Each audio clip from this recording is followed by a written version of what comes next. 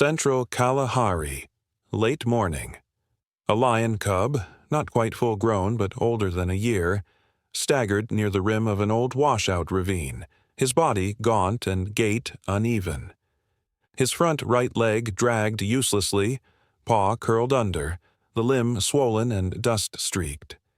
He paused just long enough to test the ground ahead before the dry earth cracked under his remaining front foot. In one lurch, his front end dropped, claws flailing silently in loose soil. That was when Duma arrived. The ranger had been patrolling the southern markers, checking for poacher tracks, when movement along the ridge caught his eye. Now he was moving quickly, but not loudly, down the slope. One hand stayed low at his side, the other held a looped rope. The lion's eyes flicked toward him but didn't widen. No growl, no retreat. The animal was too weak to react. And the slope was giving way beneath him inch by inch. Duma crouched 5 meters away, keeping low, voice low. Not commands, only quiet breath, something steady to hear. The lion's chest rose and fell in short, uneven pulses. There was blood above the shoulder, caked thick into the fur, and the bone under the shoulder blade shifted at the wrong angle. If he fell into the ravine now, he wouldn't survive the landing. Duma moved one boot forward, then another. The ground held. The rope was uncoiled now, weighted with a small stone.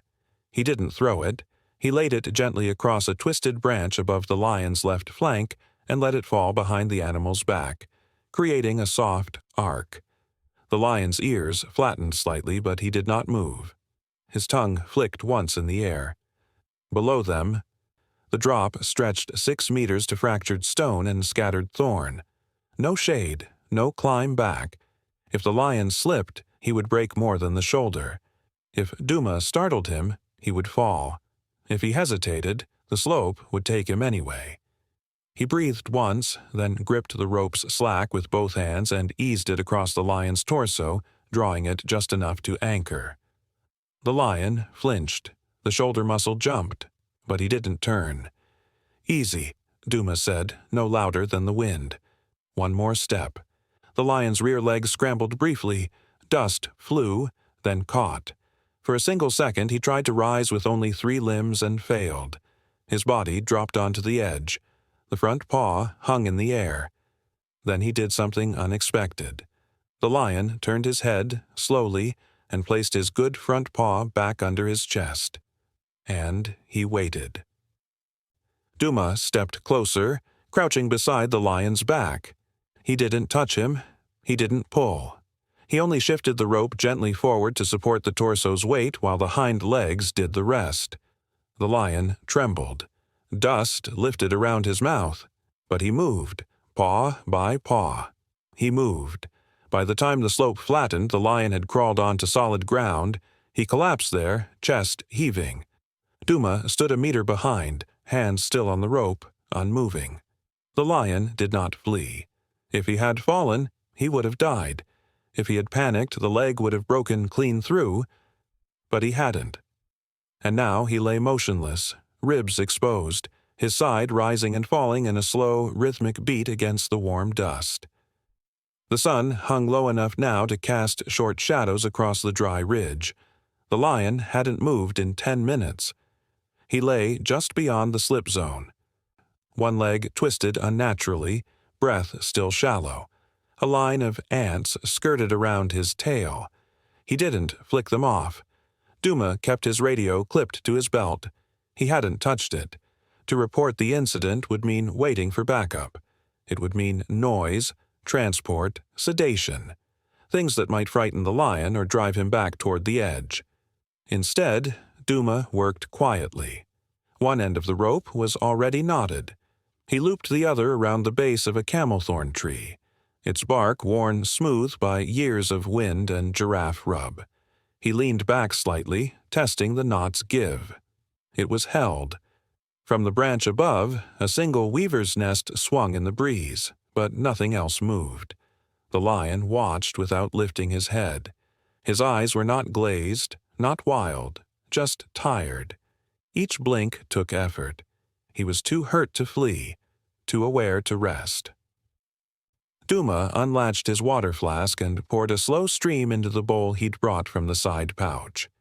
He pushed it forward using the heel of his boot, no sudden moves. The lion didn't react until the water touched his nose. Then, with the faintest shift of muscle, he lowered his muzzle and drank. 3 small laps. No more. That was the first decision made. If the lion was drinking, he hadn't given up. Not yet.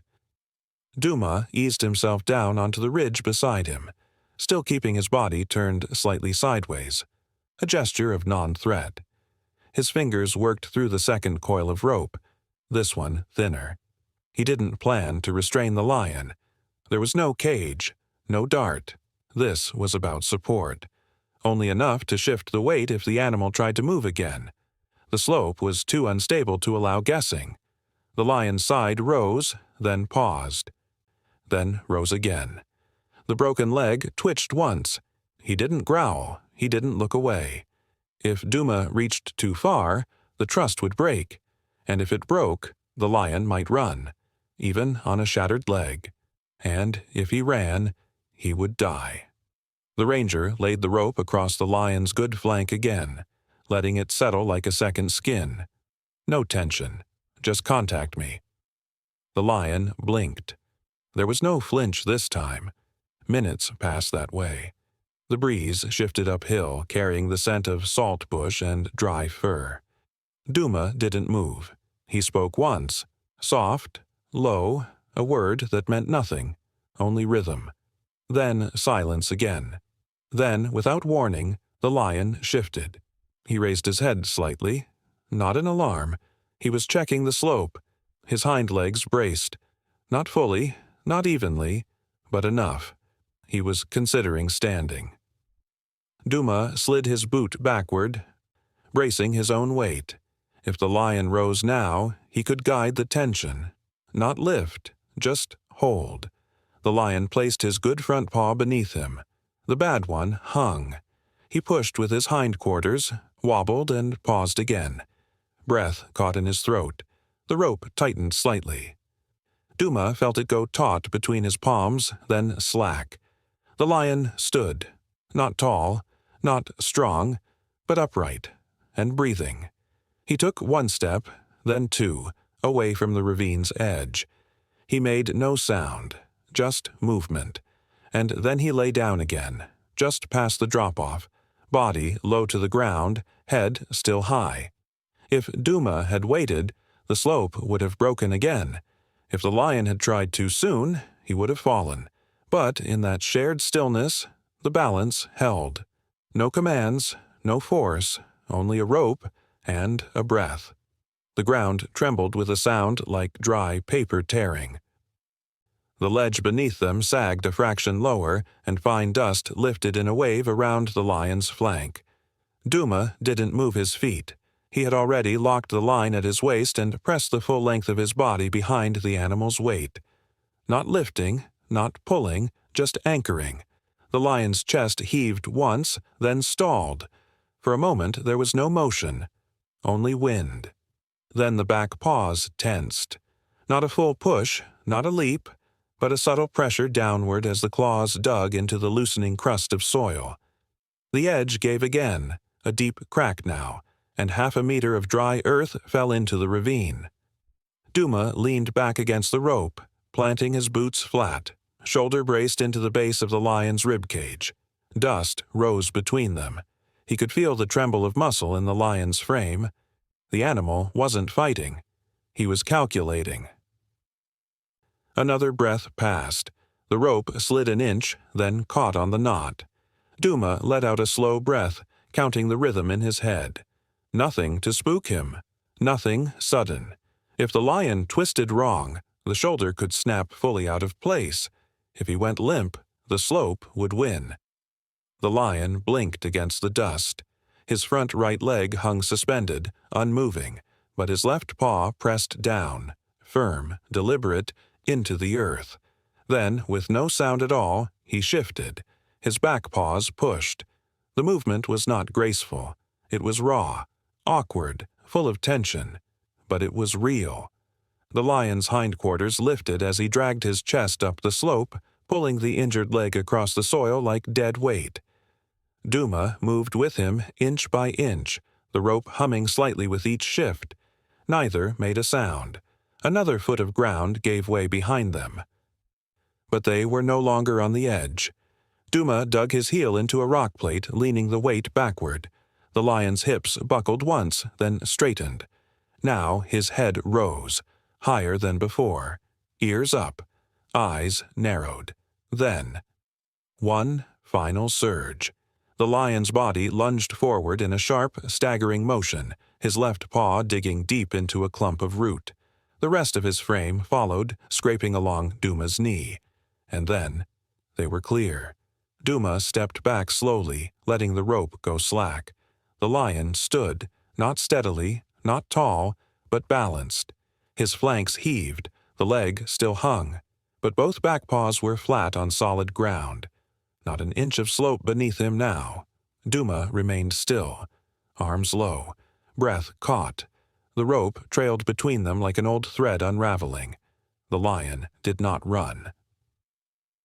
He turned slightly toward the tree line, just far enough to see the open space beyond. Then he collapsed, as if every muscle surrendered at once. Duma crouched nearby, not touching, just watching. He looked down the slope where half the path was now gone, the ravine wider than before. If they had waited another minute, the path would have vanished. If they had moved too fast, the rope would have snapped. If the lion hadn't chosen to push, he wouldn't be here now. Instead, he lay in the dust, chest rising, blood drying on his flank. Safe. They had crossed the edge. Together.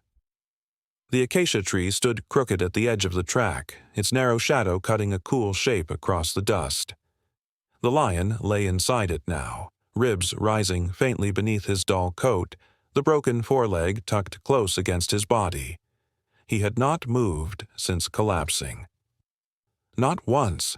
Duma crouched 6 meters away, near the ranger trail where his pack lay open in the grass.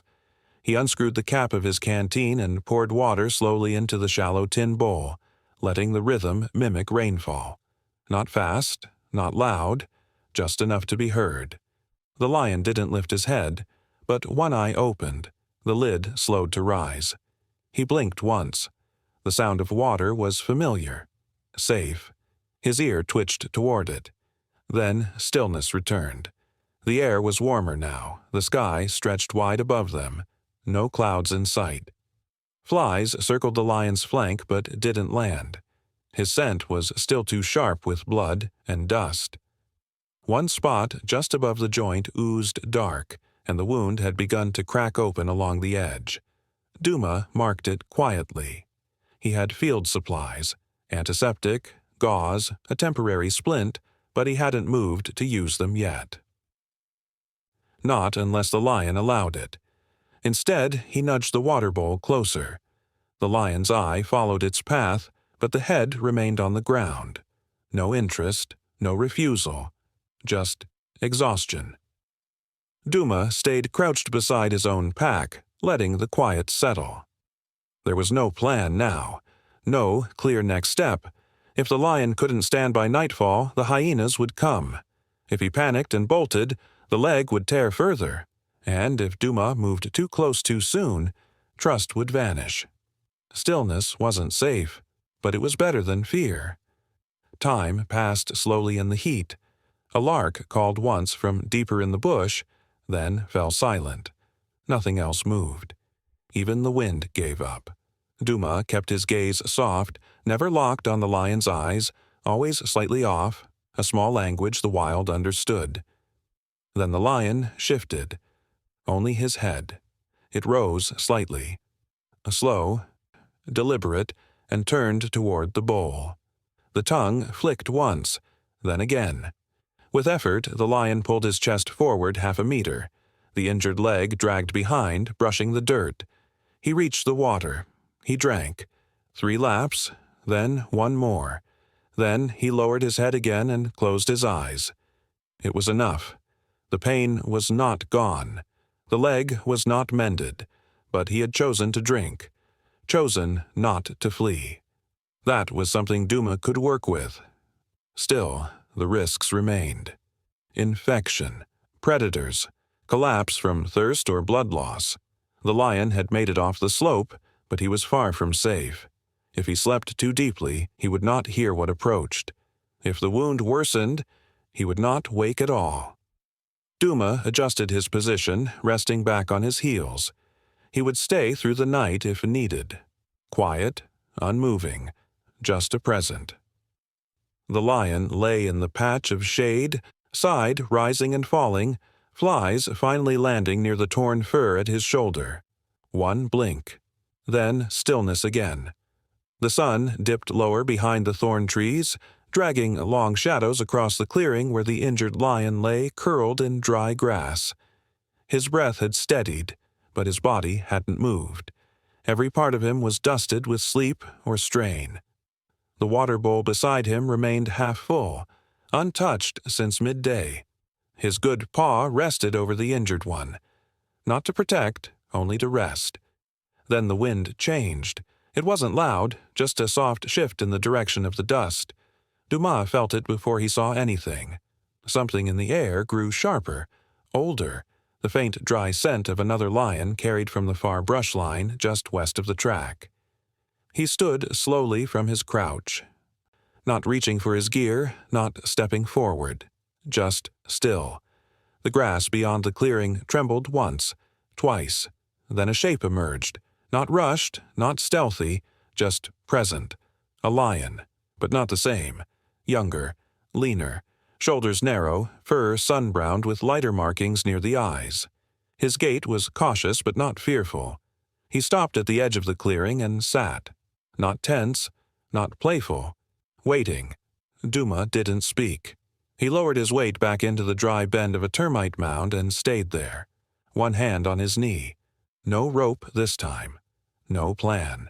The injured lion didn't lift his head, but his ears moved, both turned toward the newcomer. The younger lion remained at the edge of the grass, tail curled softly around his side. He didn't move closer. He didn't call. He simply watched. His eyes flicked from the lion to Duma, then back again.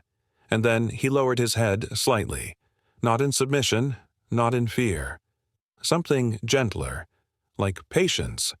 Minutes passed like that. The clearing held its breath. Nothing in the wild dared interrupt. The cicadas had gone quiet. The sky dimmed from gold to the color of ash. The older lion stirred, only a muscle at first. Then his chest lifted, his good legs stretched, and he turned his head toward the line of brush where the visitor sat. He blinked once. No sound left his mouth. The younger lion did not rise, but his ears perked. He shifted forward half a pace, then stopped. That was all. Duma exhaled softly through his nose. The moment didn't ask for anything more. No approach, no touch, just the understanding that something had changed. They were no longer alone. Whether brothers, cousins, or strangers drawn by instinct, it didn't matter now. The distance between them spoke of something that had been lost and returned, or perhaps something that had simply waited for the right silence to arrive. If the younger lion came closer, it would be by choice. If he left, he would return only if safe. But tonight, he came. And he had stayed. Duma leaned back against the base of the mound, letting his muscles relax. The bush around them settled again. The shadows stretched. And between two lions who did not touch and a man who did not speak, the dry evening passed in shared stillness. For the first time since the ravine, the injured lion closed his eyes. Not from pain, but something else. Rest. And the younger lion stayed at the edge of the brush watching as the last light fell. Morning rose over the Kalahari with the soft hush of wind brushing low against the dust. Pale light crept through the thorn trees, silvering the brush line, warming the slope. Duma opened his eyes slowly. He had slept upright back to the mound, arms folded across his chest. The cold still lingered in his joints. He blinked once toward the clearing. The lion was gone. There was no sound of movement, No trail through the grass. No blood. Just absence. The patch of flattened earth where he had rested was now only a dent in the ground, still shaped by the weight of his body. The water bowl sat beside it, tilted slightly, rim kissed by shadow. But something else was there. 2 hairs lay side by side just in front of the bowl. Not torn, not eaten. Their fur is still soft, eyes gently closed. No blood, no sign of struggle. They had not been dropped or forgotten. They had been placed. Duma stood slowly, brushing the dust from his shoulders. He took a step forward, boots quiet in the morning hush. The hairs were fresh. Warmth still lingered beneath the ears. Their bodies were arranged neatly, paws curled inward, necks tucked. No predator left a kill like this, and no scavenger spared both. He crouched low, gaze steady. The wind stirred again, lifting fine dust into the light. The tracks nearby were clear, not a sprint, not a chase, just 2 sets of prints. One heavy, dragging slightly at the front, the other lighter, younger, the same from the night before. They had come close, closer than Duma had realized, maybe while he slept, maybe before. And they had left these behind. Not a meal, not a warning, an offering. The lions had returned to the bush. No roar, no sound, just a gesture laid gently into the dust. Something between species, between breath and belief. Not explained, only seen. Duma didn't touch the hairs. He knelt a moment longer, then rose. The sun was higher now, warming the scrub. Somewhere, far from the ranger's path, 2 lions moved through morning grass. One limping, one alert. Their prints pointed east, into the deeper bush where no vehicle could follow. There was nothing to do now. No cage to build, no dart to fire. The moment had passed. What remained was silence, and the still truth that they had returned, and left something behind. If Duma had forced a rescue, it might have ended in panic. If he had waited for a team, the lion might have died. But he hadn't. He had waited, and the lions had chosen the rest. He gathered his pack slowly, lifting the strap over his shoulder. He left the hairs as they were, a message not meant to be opened. The water bowl remained beneath the tree. By the time he reached the end of the trail, the sun had climbed fully into the sky, but in the dust behind him, beside 2 small bodies laid with care, the air still held the shape of something rare. Not a rescue, not a command, just a quiet miracle, one only seen by those who stayed. The 3rd morning after the hairs were found, the dry wind came early.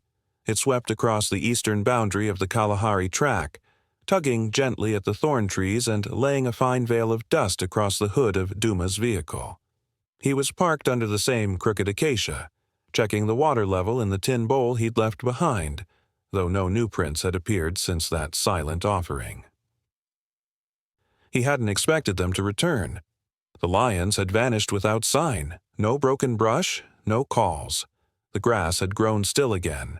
Only the memory of the hairs and the heavy tracks through morning dust reminded him it hadn't been imagined. Then a shadow moved just beyond the track.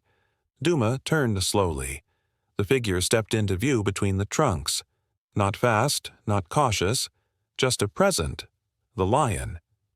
He walked with a limp, the injured leg still stiff at the joint, but the motion had changed. It wasn't dragging. It bore weight now, unevenly, carefully, but real. His coat still bore the same dust-matted lines, but he had filled out. His eyes no longer blinked slowly with exhaustion. They watched. He stepped off the grass and onto the flat edge of the ranger track, padding forward until he stood beside the front of the vehicle. Duma didn't move. He stood beside the open door, one hand resting gently on the frame. He didn't speak. From this distance, the lion's pauline was clear. The scar above the wrist joint had begun to close, thin and pale against the darker fur. It would stay with him, a mark of that ledge, that night, that choice. Then came another shift in the bush. The second lion stepped forward. Younger, narrower, still lean but stronger than before. His gait was fluid, careful. He paused behind the first lion, keeping a few paces back. Not from fear, from deference, as if letting the older one choose. The injured lion turned his head slightly. Not a full look, just enough. They stood like that for a moment. Dust blowing across the track, no sound but wind.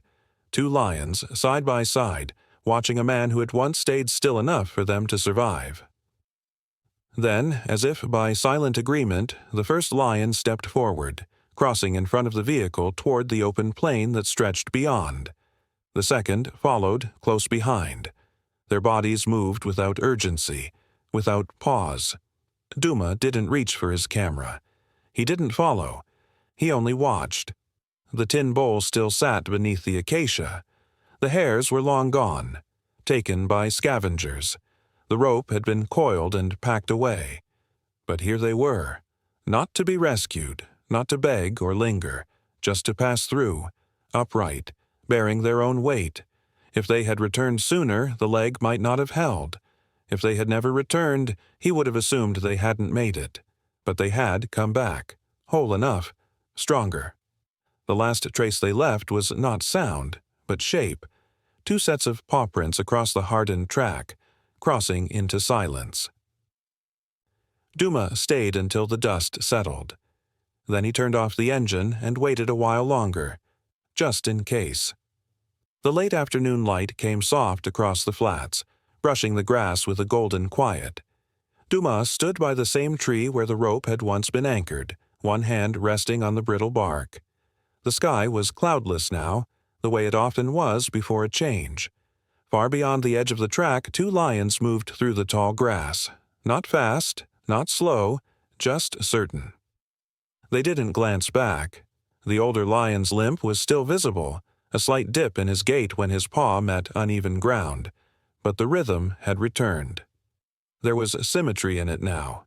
Not the symmetry of strength, but of survival. His side bore the faint arc of the healing scar, and his flank was thicker, stronger, sun-darkened. The younger lion walked just behind him, close enough that their shoulders almost brushed. Their tails didn't flick. Their ears didn't twitch. The world around them didn't demand attention anymore. They disappeared briefly behind a fold in the land, then reappeared. The grass leaned away from their steps. Duma remained silent. He hadn't moved since they passed him on the track. They hadn't approached. They hadn't needed to. Their path had taken them past the vehicle, past the place where the earth had broken beneath a body, past the place where trust had been offered, not asked. He walked to the clearing where the lion had once collapsed, beside the shallow bowl now half filled with water warmed by the sun. The ground bore no fresh marks, no sign of pacing or retreat, just dust. What had happened here would never be written into reports. No coordinates, no tags, just memory. The slope where the lion nearly fell had changed shape. The rains would come soon, and with them, time would cover the broken edge with grass, but Duma would remember how it cracked beneath paws that didn't run, how the breath of an injured animal had stayed steady when it could have fled. He crouched beside the water bowl, ran one finger through the surface, and watched the ripples spread. The metal had rusted slightly along one edge. The rim still held a faint line of dried dust where the lion's tongue had touched it. Some things in the wild are never owed, but they are remembered. When the lions vanished into the taller grass, the trail behind them held only their steps. The first lion's prints were deeper, pressed with more weight. The seconds were narrower, placed carefully just inside the curve of the first. No urgency. No scent of fear. The air cooled slightly, carrying the quiet hum of distance. Birds called from the far acacia line, not alarmed, just a present. Duma stood slowly. He didn't call in a sighting. He didn't mark the prints. He let the trail close behind them. Some debts are never named aloud. They live in the weight of a scar that heals, in the silence of a lion who does not run, in the dry bowl left behind beneath a crooked tree, and in the sound of 2 sets of paw prints moving side by side into the wind. The grass swayed gently where they passed, then stilled.